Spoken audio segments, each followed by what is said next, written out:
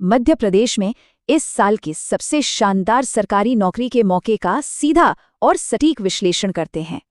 एमपीएसबी ने 1200 अस्पताल सहायक पदों की घोषणा की है।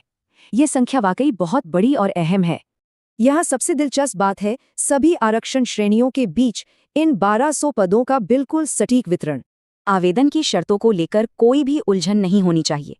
आइए बुनियादी पात्रता मानदंडों को एकदम साफ करते हैं।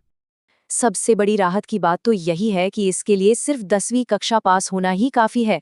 लेकिन हाँ, फॉर्म भरने के लिए रोजगार कार्यालय में जीवित पंजीकरण का होना 100% अनिवार्य है। अब आयु सीमा की बात करते हैं।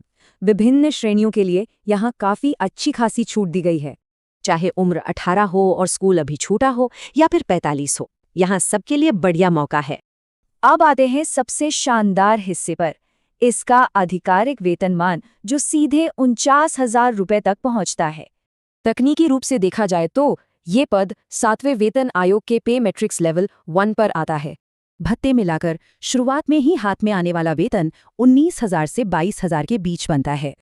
और हाँ, ये देखना भी दिलचस्प है कि शुरुआती परिवीक्षा वेतन पहले 3 सालों में कैसे लगातार बढ़ता है।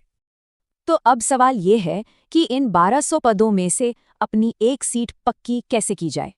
पूरा चयन मुख्य रूप से सिर्फ एक ऑनलाइन कंप्यूटर आधारित टेस्ट और फिर दस्तावेज सत्यापन पर ही टिका है। 2 घंटे की इस परीक्षा में गणित, विज्ञान और सामाजिक विज्ञान जैसे एकदम बुनियादी हाई स्कूल विषय ही रहेंगे।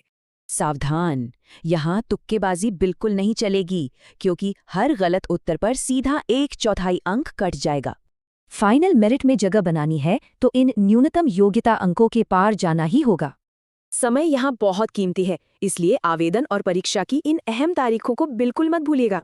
शुल्क का ढांचा एकदम स्पष्ट है, बस याद रहे आवेदन केवल एमपी ऑनलाइन पोर्टल से ही स्वीकार होंगे। अपनी पसंद का परीक्षा शहर चाहिए तो 1 टाइम प्रोफाइल पंजीकरण करके फॉर्म जल्द से जल्द जमा कर दीजिए।